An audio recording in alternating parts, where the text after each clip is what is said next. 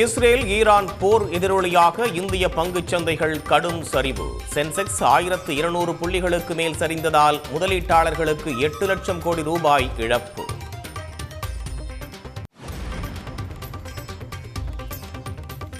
யார் யாருக்கு தலைமை என்றே தெரியாமல் ஒரு கூட்டணி தமிழ்நாட்டில் உள்ளது. தேசிய ஜனநாயக கூட்டணி குறித்து முதலமைச்சர் மு.க. ஸ்டாலின் கடும் விமர்சனம்.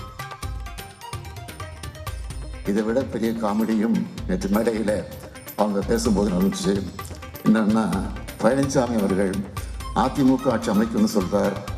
அவரை மேடையில் வச்சுக்கிட்டு பிரதமர் மோடி அவர்கள் என்டிஏ ஆட்சி அமையும் என்று சொல்லுகிறார். யாருக்கு தலைமைன்னு தெரியாமல் இவங்க இப்படி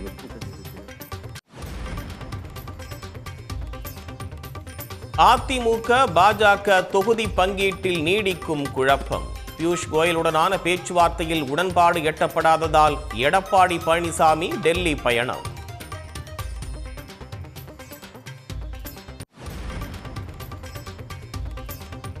சென்னை அண்ணா அறிவாலயத்தில் திமுக விசிக இடையே தொகுதி பங்கீடு பேச்சுவார்த்தை.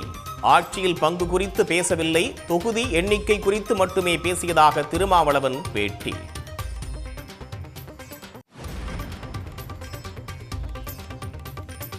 சென்னை நந்தம்பாக்கத்தில் 295 கோடி ரூபாய் மதிப்பீட்டில் கட்டப்பட்டுள்ள நிதிநுட்ப நகரத்தை திறந்து வைத்தார் முதலமைச்சர்.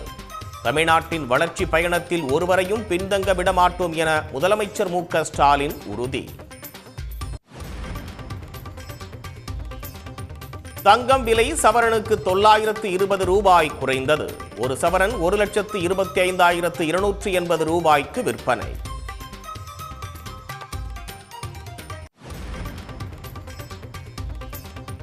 தமிழ்நாட்டில் 12ஆம் வகுப்பு பொதுத் தேர்வு தொடங்கியது.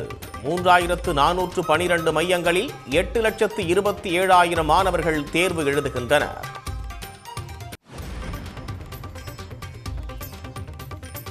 திமுகவில் விறுவிறுப்பாக நடைபெறும் விருப்ப மனு விநியோகம். தமிழ்நாடு முழுவதும் இருந்து குவியும் நிர்வாகிகளால் நிரம்பி வழியும் அண்ணா அறிவாலயம்.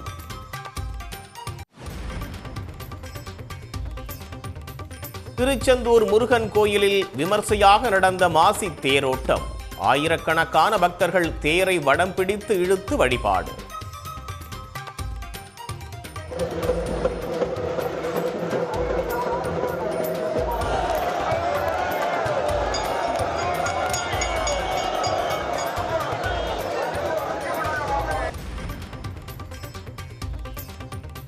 T20 உலகக்கோப்பை சூப்பர் 8 சுற்றில் மேற்கிந்திய தீவுகள் அணியை வீழ்த்தி இந்தியா த்ரில் வெற்றி. சஞ்சு சாம்சனின் அதிரடியால் அரையிறுதிக்குள் நுழைந்தது இந்திய அணி. உடனுக்குடன் செய்திகளை தெரிந்து கொள்ள சன் நியூஸ் பெல் ஐகானை கிளிக் பண்ணுங்க.